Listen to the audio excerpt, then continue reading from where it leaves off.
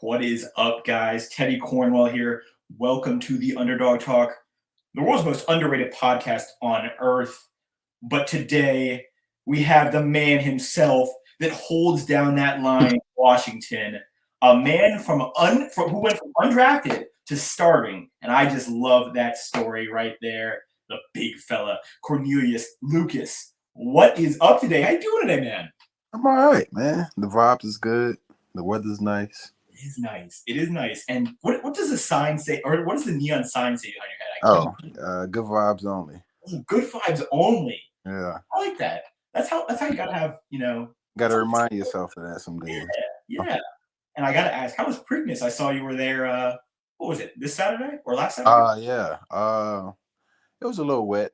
Mhm. But the vibes were still good. I think I had a little bit better time last year because it was a little bit drier, but didn't win much. The horses, they didn't run well. They didn't. I feel like horses don't run well in mud for some reason. So yeah, it was okay. That needs to be looked into. Did you go to Infield Fest? Is that what it's called? Did you go to where?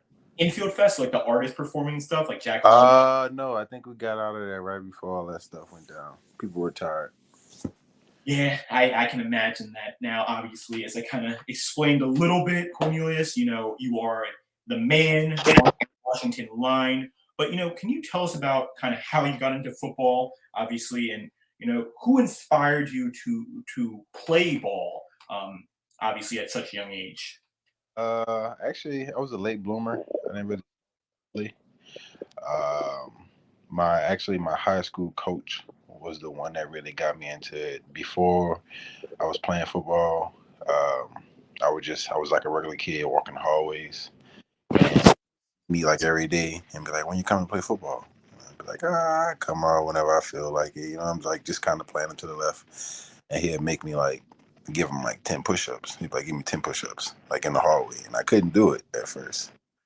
So that made me go home and start doing push-ups. So like whenever he would ask, I'd be ready to do the push-ups. And then that slowly kind of turned into like my curiosity of like going out, and that got me onto the field. I wasn't really serious then.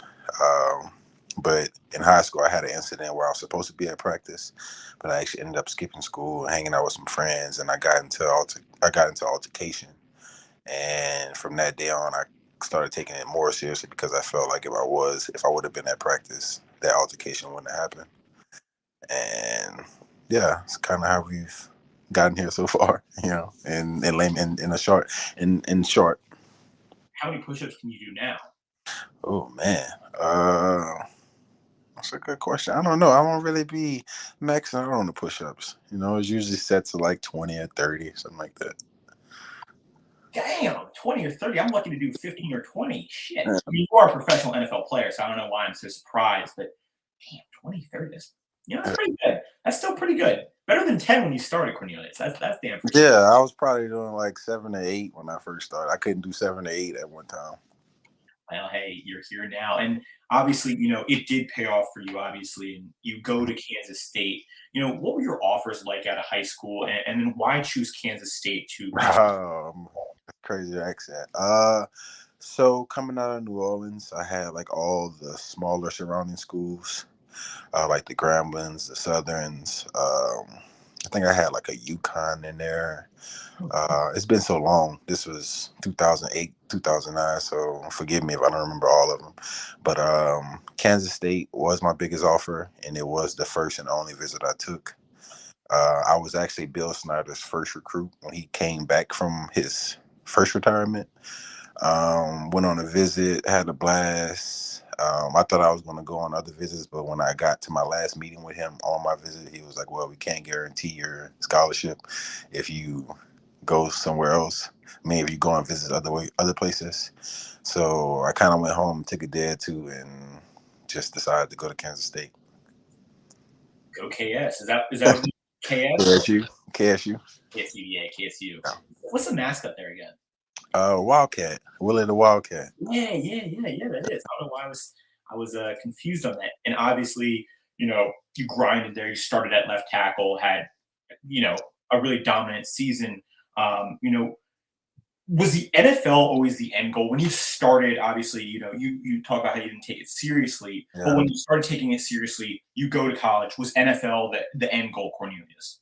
Uh, I don't think the NFL was never a goal for me starting off because I said I was a late bloomer. I really wasn't into sports at first. When I got to college, it was more so like, oh, I can get a free education. And I got there and I started developing and started putting more and more work in. And then I got my opportunity to start, and I was like, oh, I could really take this somewhere.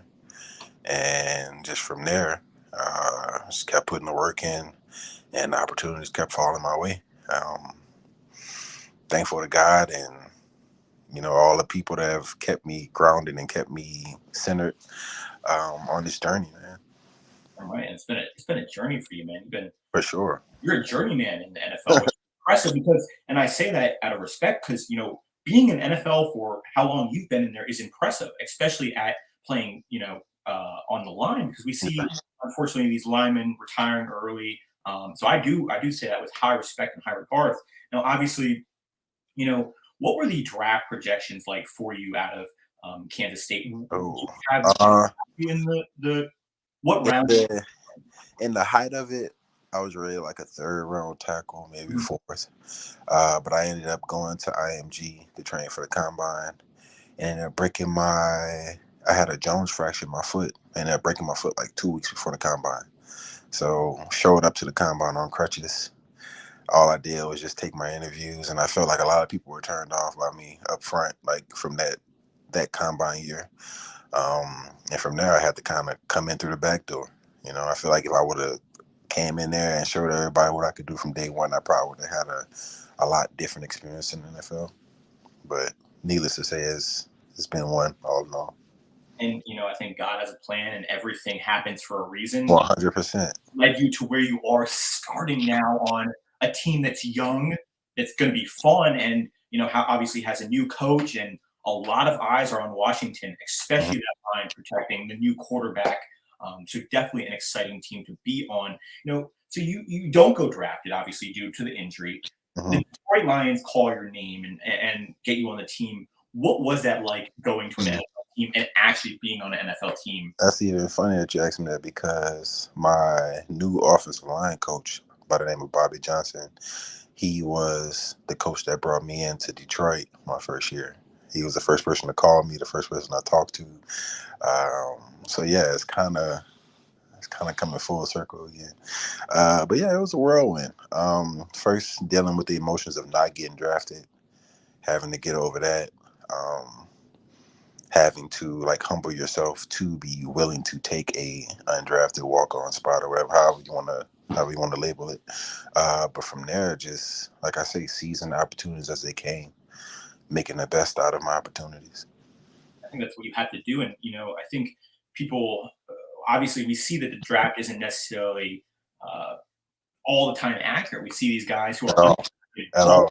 out, balling out. And obviously, I would put Tony Romo, Kurt Warner, Phil Lindsay. I mean, there's just a few names who I can think of I who can, are. I can definitely say that I feel like the longevity of my career, I feel like that might not have been a thing if I would have came in highly drafted or like a third or fourth rounder, having like a big chunk of change in my pocket up front. I feel like the motivation would have been a little bit different versus coming in through the back door, having to earn every check, every dollar, every spot. It just makes you like more deserving. You know what I'm saying? More like just taking it in. Like I don't know how to explain it. It's just more grateful for any and everything that comes my way. Yeah, enjoying the small things and having that underdog mentality. Speaking of Yeah. the podcast, and I really heard your name. Obviously, I'm a big Cowboys fan, and we've had on the podcast Brandon Cooks and a bunch of other Cowboys. But Hmm. your first game on the Commanders was against my team. Do you remember that 2020? I want to say. Yeah. Well, I played the Cowboys on other teams, but Yeah, yeah, yeah. But you're in Washington. In yeah, Washington, yeah. week This was seven. at home. This Seven was week. at home. Yeah. Yes, week seven. What was that like getting the nod and playing against America's team on national television after Brian Uh, was off? I think at that point in the season, I had like just been like the swing tackle. I was waiting for my opportunity, and I felt like walking on that field. I just couldn't wait. Couldn't wait to show people like what they've been sleeping on, what was sitting on the sideline, waiting to roll. Um, and that's kind of my attitude going into every game. Like I'm about to show these people what they've been sleeping on for the last 11 years, going 11 seasons. You know what I'm saying? That's my underdog mentality. I'm about to show my ass. I'm about to show you what I can do. You know, and all the people that looked past me and looked over me. I'm here. I'm the biggest motherfucker in the room on the field. You got to see me. Yes, sir. And I mean, standing in at 6 feet 8 inches. Yeah, 6'9" with shoes on. All right, All right, then I'm 5'8" with shoes on. Yeah. All right, yeah, we're So I'm gonna leave it at 6'6". if we go shoes, I'm 5'8". That's a little taller. And obviously, you're now on Commanders, and great atmosphere. You guys just got Dan Quinn, who you guys took from my team, but awesome leader, awesome coach. What is the dynamics of the Commanders like? Obviously, being a young team and being one of the new spotlight teams in the NFL. Mm. Uh, what's the doing dynamic like? How can I answer that? It feels really fresh in the building. I feel like it's a lot of new ideas. It's a lot of new sayings and mottos and ways and procedures and ways of doing stuff. Um, yeah, I'm really excited about it. Really excited about it. I feel like this is the fresh start that that Washington needed. Yeah, and I mean, obviously you're going to be protecting the new young gun at quarterback. I mean, what is that all like, and what are your thoughts on the new quarterback in town? I can't wait to see him play. You know, people give people a lot of accolades coming out of college and stuff like that. And like you say, like a lot of people get drafted high, and they don't never like a lot of people don't pan out the way they're supposed to. But I'm excited to see this guy play. The couple of throws I've seen him do in practice, and the replays of the 7-on-7s. I'm just excited to strap it up and hold it down for him, so I can see exactly how much excitement he can provide to this team. I think he's going to bring. I mean, from what I've heard about this young guy, it's all been positive reviews on Yeah, him. very, very, very, very, very. The guy seems well put together. He has a plan already as a rookie. He seems very humble. He seems like he's like 2 steps ahead, what you would want, everything you would want in an NFL quarterback. He doesn't seem like a rookie. He seems At like all. No, he seems poised. Mhm. He seems poised. He seems to have that umph about himself. He carries himself well. Like I said, I'm excited to see how far he can take us. Yeah. And man, I was just thinking, this is off topic, but we had Alfred Morris on the podcast, good friend of the podcast. I wish he was still on the Commanders. You were protecting him, the new gun at quarterback, A. Morris in the backfield. Ooh, that'd be obviously Austin Eckler is a dog, and Yeah. I mean your team is stacked this year. And speaking of that, you're the veteran, you're the leader on the team. Mm-hmm. What does that mean for you to be, the mentor to these young guys on the team? I think that means that I have to step it up and be that person every single day, because you can't lead with bullshit. You got to be that. You got to be the person that you want other people to be. You have to be that example each and every single day. So just getting older and grasping that concept, I just got to be the same person every single day. You know what I'm saying? That guiding light. That's what got you to where you are, today. Consistency. Consistency. That's the word of the day. Consistency. Obviously now being an NFL player, more than I was reading a stat. I forget it. It's like 0.01 of people from college go to the NFL. So more than 99% of the world. What is the training like to be an NFL player, especially at one of the hardest positions? What's the training like? Yeah, what's the training like? Oh, doesn't stop. I can tell you that. All year round, weight room, conditioning, position work, PT. Um, your body's a business, and that's how you should treat it. Like I say, like I view everything as like work. So going to work is me going to the gym. Going to work is me going to run sprints. Going to work is me sitting in the sauna and stretching. You know what I'm saying? Like I look at all that as keys to prolonging myself in my career. And that brings good The vibes. job. That Yeah, brings it's the job. only that brings good vibes only, Cornelius. And obviously, you've played against some great defensive players, Yeah. and you stood up against them. You've held your own. Who's one of the toughest guys that you've gone against so far? Oh man. I gotta take my hat off for Danielle Hunter. Oh yeah, the Vikings guy who's now on. Yeah. This guy has a package of rush moves that are unheard of, unseen.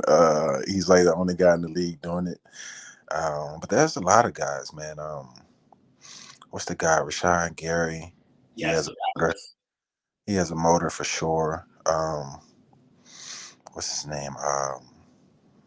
Sorry, I'm going blank. There's a bunch of. I see so many fire breathing dragons, man. It's just it's just nonstop. It's nonstop these days. I mean, those guys are getting good. Obviously, you got Max Crosby, who's just Yeah. Guys like him, like guys with motors and moves that just don't stop. They have second and third moves when you shut down the first one. Um, I'm thinking of what's his name, man. He just went to Cleveland. Um, Smith. Was was it Darius Smith? Yeah, it was Darius Smith. Like he's another one. Good. You know what I'm saying? There's plenty of guys. There's plenty of guys out here that's doing it at a high level. And obviously, you play at a high level as well. Give yourself some credit. What goes through your mind when you're on the field? I mean, do you have any rituals or routines you do to get yourself locked in to play the Mm. game you love? Yeah, I for sure have like a little protocol for each game. One being gotta pray. You know what I'm saying? Gotta make sure that my mind's centered. Gotta make sure that my thoughts are right. Like I can't go into a game having something on my mind for sure. But just prepping your body and making sure you're ready for everything that's in store. Um, I would say nutrition is key as well. Making sure I got enough carbs in the tank. Um, and just having an open mind, being ready for the unseen, being ready for, if I get beat on this play, how I'm gonna respond. Not letting one play affect the rest of the game. You know what I'm saying? Not getting caught up on, I got beat on this play, now I'm just in the dumps. That can't happen. That can't happen at all.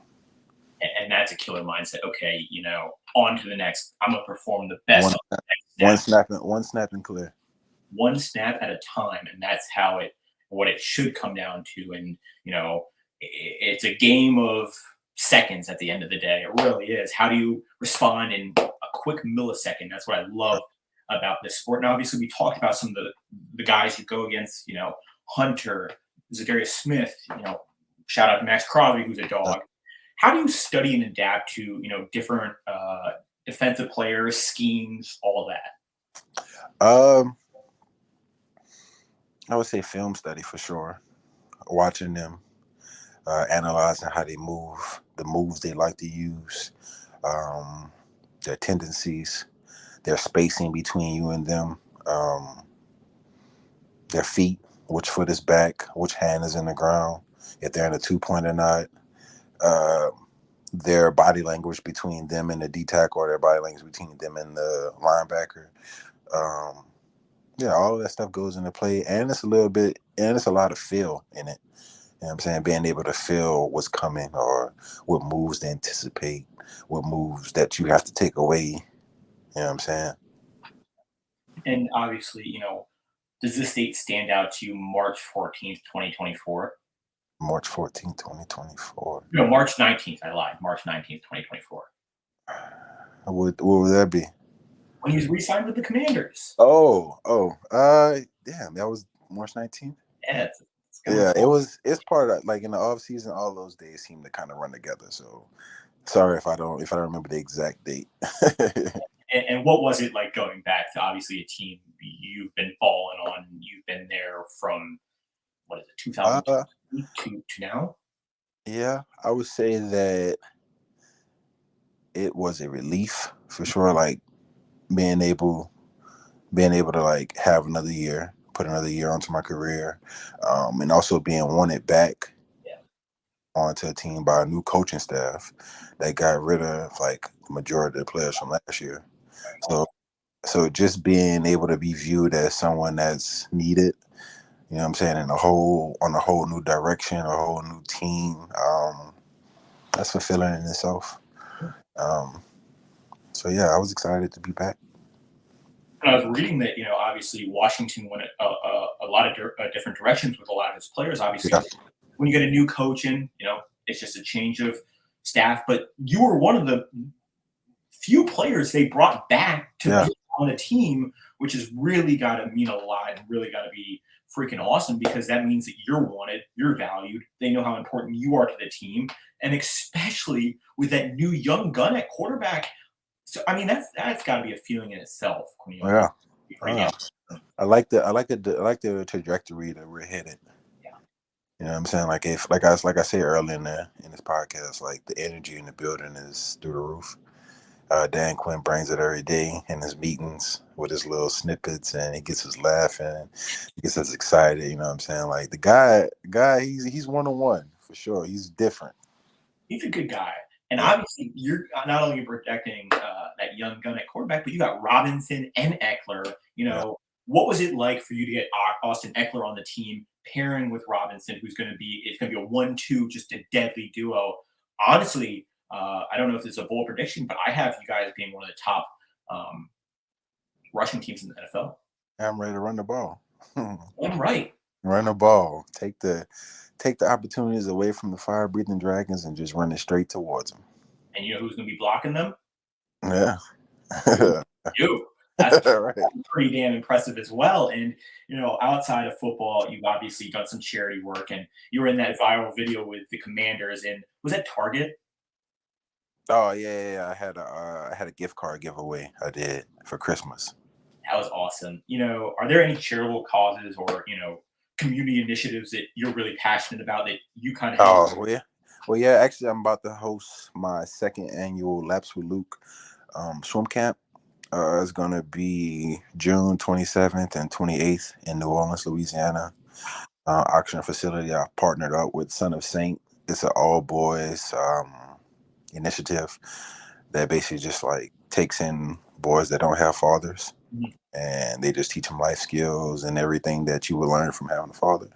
And I partnered up with them, and also this swim camp is near and dear to my heart because I lost my father to a swimming accident at the age of 7. So just being able to teach myself while teaching other kids how to swim, I feel like it's very beneficial. I feel like no one else is really doing it. Um, yeah, I'm excited about it. I want to make it bigger and bigger each year. Doing some big things on and off the field. Can we support it? Can we donate to it? Is that a thing? Yeah, I definitely have a donate link on my Instagram page. It is. Oh, let me go. Let me go find my handle really fast. We'll have that all. We'll have that all in the. Yeah. Yeah, it's CO underscore foundation. Okay. There's a give link at the bottom of it if you want to give to my cause and my foundation. And the Underdog Talk after this podcast is done will be donating some because that is an amazing cause, and we're always there to support people giving back to the community. Now, obviously, besides being a charitable person and being an awesome community member, what are some other hobbies that you have in life, Cornelius? I mean, Oh, you are uh, what you do you said love? what? I definitely like clothes, Mm, shoes, fashion. I'm a big foodie. Uh, yeah, I'm a big foodie. Love to travel. I love eating different cuisines in different states and countries. That's probably like the highest on my list. Also, I like to do a lot of stuff around the house. mhm. I own a couple properties, so in the off season, I'm usually like doing various things like putting up curtains or hiding wires, or you know what I'm saying, like just little stuff around the house that kind of gets me engaged. And also, being my girlfriend, she keeps me on my toes. She always got me doing something. I'm also a family man too. I spend a lot of time with my mom and my sisters and my nieces and just the people that I hold near and dear to me.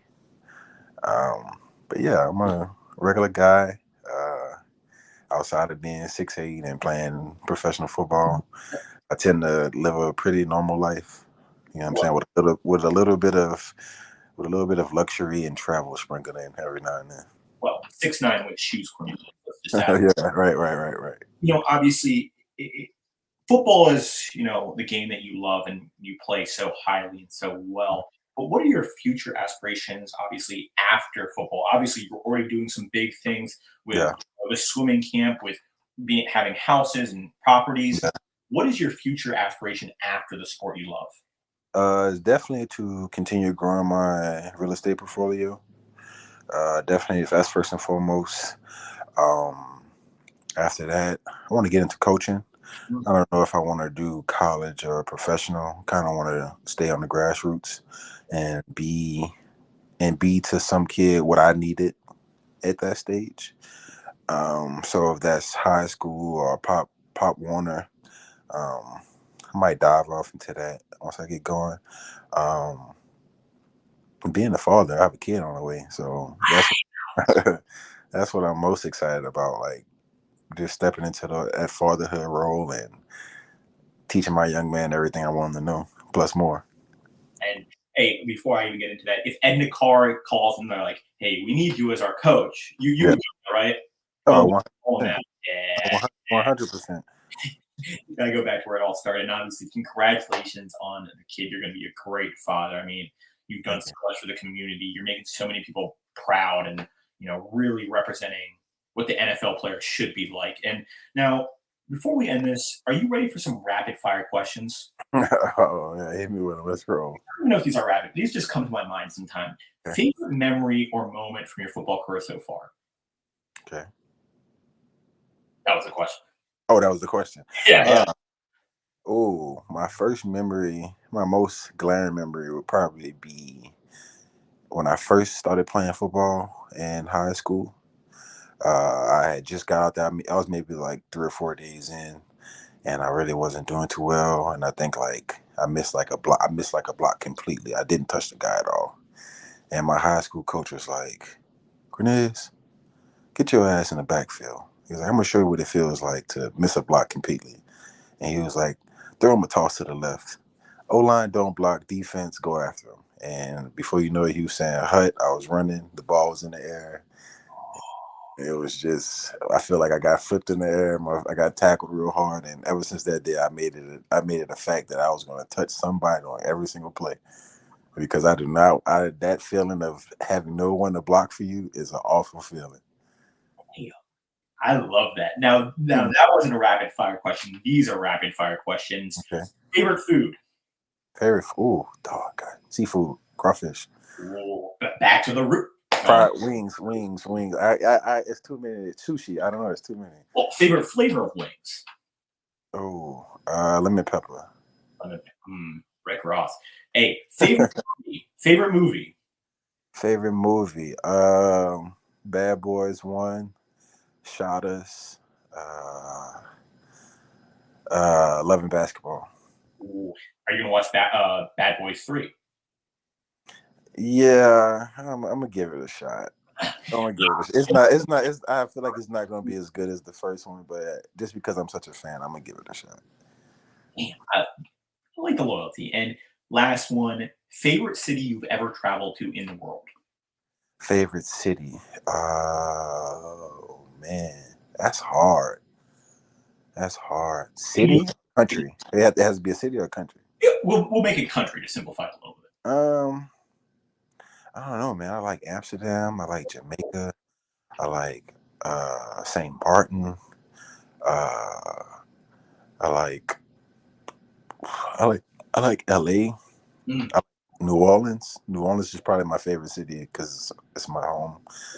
I like Miami. I don't know, man. There's so many places that are nice. And I think the answer is going to be home. I think that's Yeah, home for sure. Home. I should have said home number one because that's the place I frequent the most. damn right.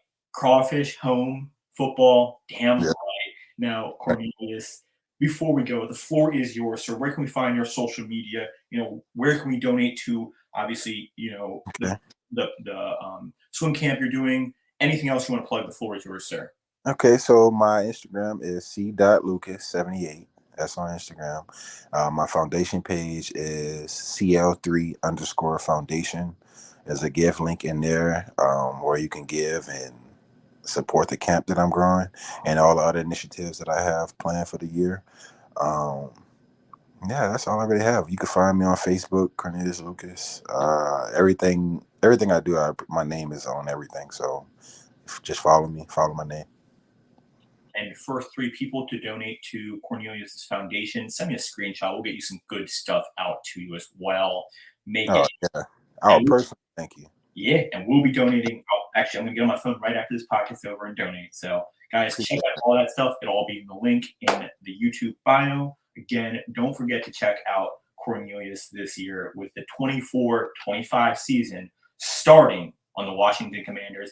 Until next time, guys, the man who stands 6'9" and the underdog out. Peace. Cornelius.